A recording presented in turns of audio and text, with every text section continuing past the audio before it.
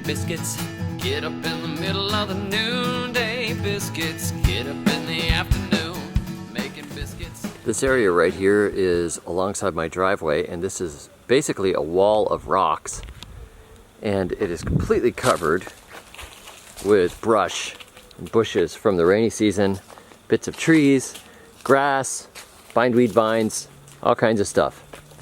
See, at the end right here we have jackfruit growing and then some bananas, but I want to clear all this out and replace it with useful and edible species. It's actually a nice spot, I think, for pomegranates and other plants that really kind of like a lot of sun and good drainage. It's just impassable at the moment. My breadfruit in the back here, just past the garden beds, is doing quite nicely. The coffee hedge, remember these seedlings were pretty root bound and sad looking. It's not beautiful. I mean, I think what I'm going to do is come out here and chop them down low. Like this one here, I'll probably cut it right there. Cut these guys down low. Get lower branching.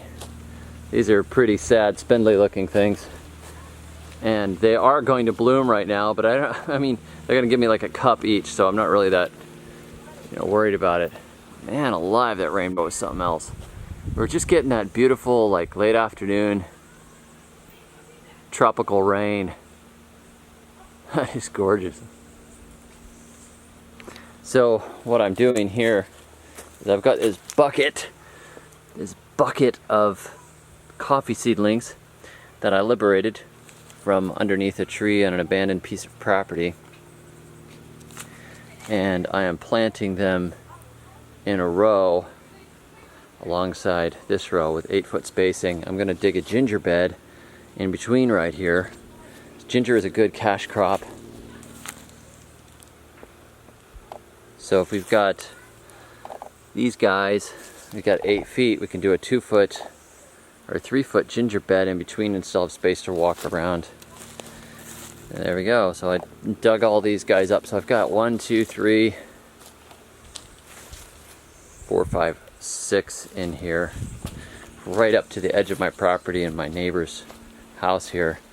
And then back through here, this was all bush, so this got cleared out. And no, it's not been replaced by Obama. Little political joke there, little joke. Oh man, we have fun, don't we? So this mandarin tree, and then the Julie mango that I pruned is right after it. Voila. So it's actually got a few fruit on it right now, but this area was ridiculous. Like, you couldn't even get through here. So it's been de-bushed, I guess you'd say, for the most part, and it's going to get cleaned up. And then I have a resort that is going to pay me for produce if I can bring them in my produce. So I've got to take some of this area here and convert it to produce. But one thing in particular they wanted is papaya. Papaya are pretty fast growing as crops go. I can get a harvest in like 8 to 10 months.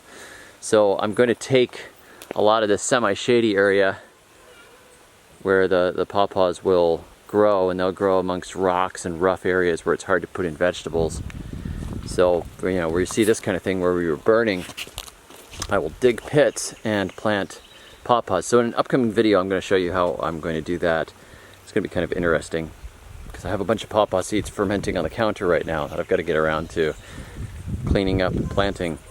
But a lot of this area here is shaded by this gigantic tree, so I can't get quite the return on it in vegetables and things that I want. So I'll put, shade tolerant coffee back here, and then somewhat less shade tolerant pawpaw at the edge of it. And we have this citrus tree here that we freed from the brush. It was totally covered with vines.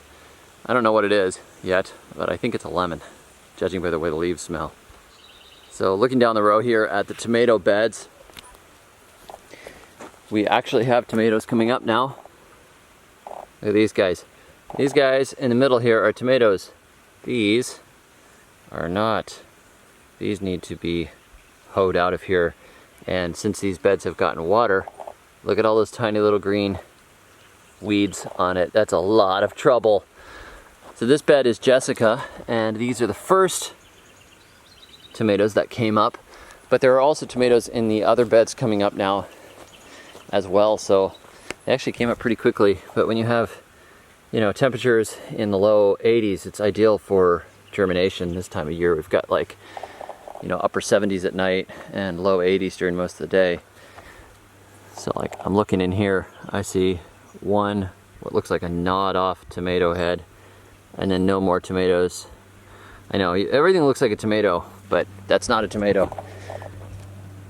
This is a tomato. Can you spot the difference? That right there, not a tomato. That is a tomato. You get used to figuring it out, you know, over time. There's a lot of stuff in here. Okay, spot the tomatoes. That's a tomato. You can actually tell the tomatoes because they have a little bit of fuzz on the stems. But there's just a look to tomatoes. It's the look of hope. You're like, I hope that thing lives. And then later they die. So Karen right here, no tomatoes yet, but very soon. And Richard, no tomatoes yet, but very soon. But at the end here, on this bed, this is mustard greens, which we're trying. Mustard greens are actually a cool season crop. We don't really get a cool season here, but we're gonna see if they work. I love mustard greens. Over here, this whole section is planted with Amarillo carrot, which is a yellow sweet carrot we are going to attempt to grow. I do know carrots grow here, so we'll see. I've been having some trouble. Check this out. This is really obnoxious.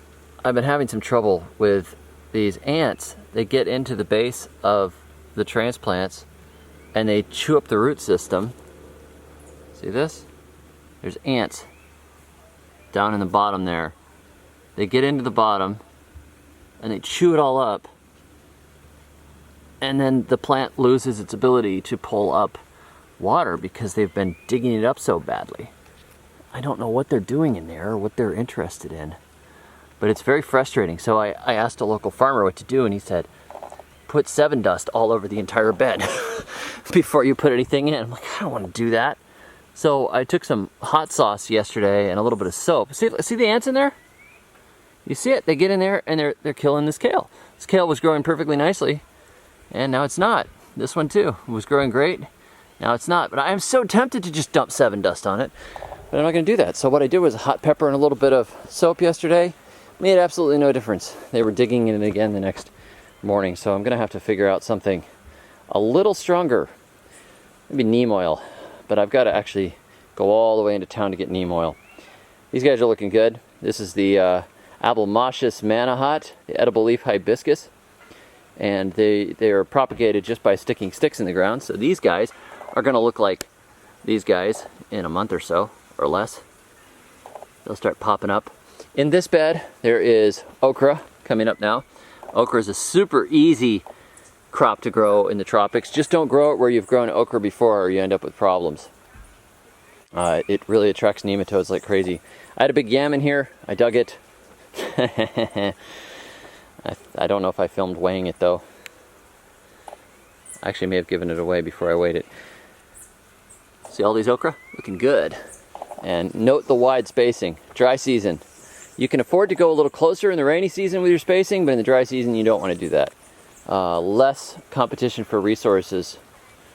Right here, this is a Cuban oregano. Very yellow and chlorotic because it was growing in a pot.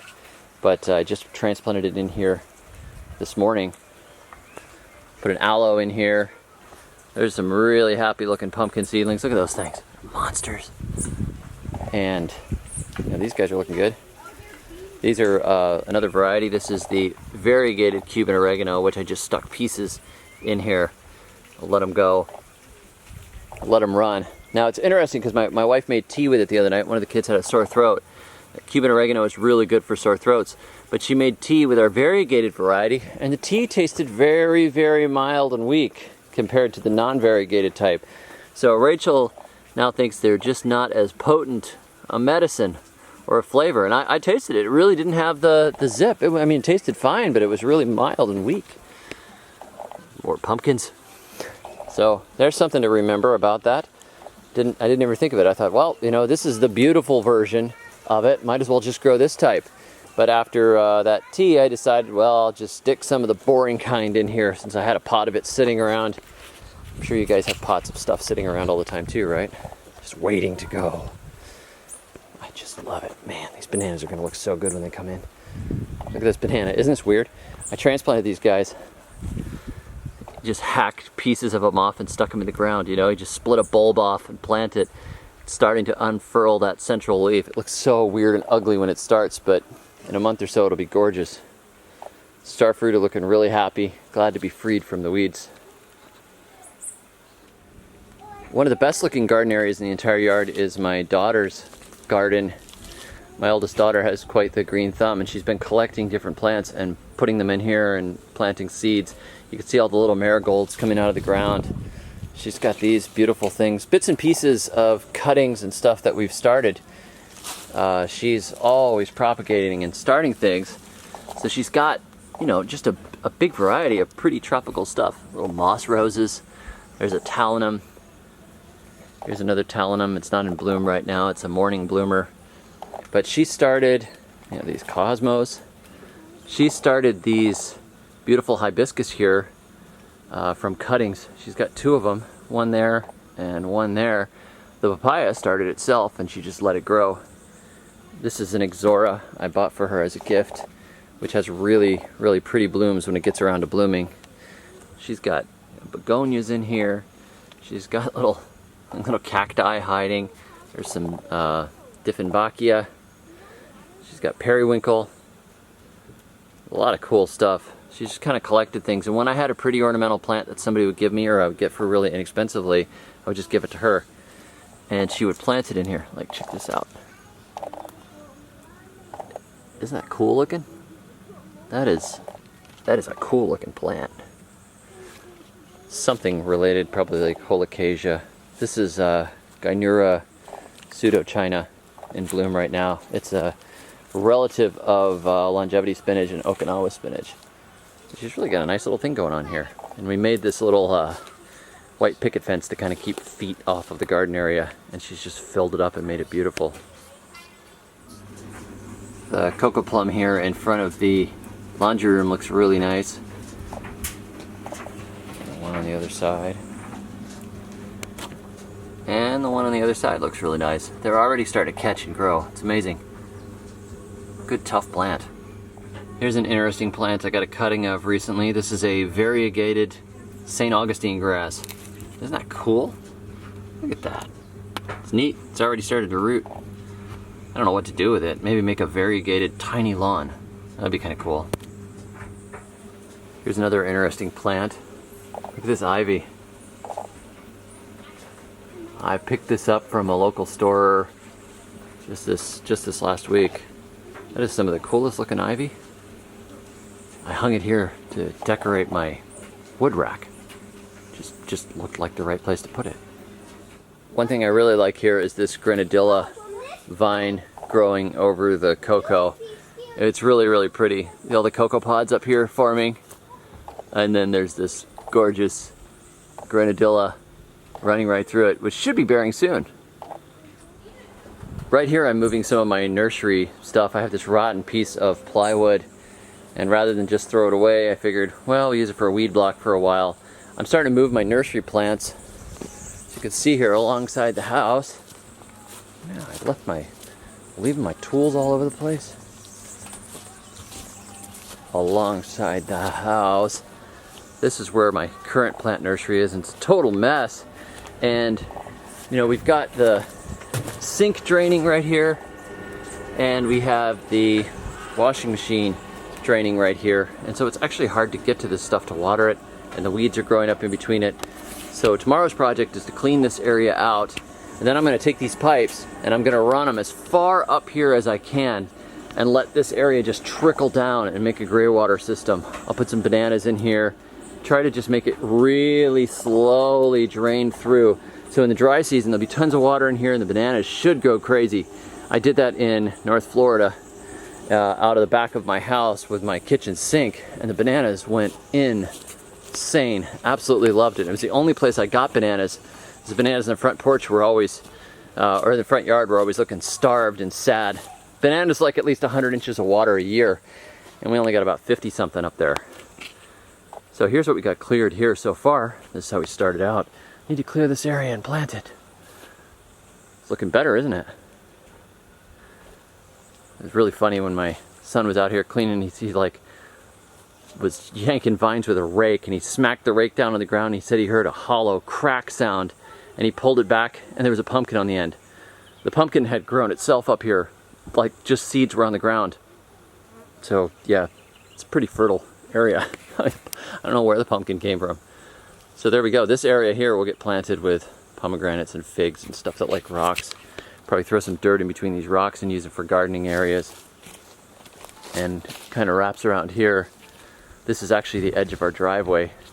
One thing I don't like is when we had the space engineer working for us, he had the guys just dig this area out, and now we can't walk up top.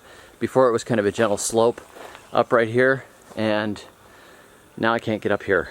It's kind of a pain. So I'm kind of torn. I'm thinking, well, I put some fill in here or build some steps. It's ugly as sin. And there's kind of a, you know, it's like, that's my food forest up there.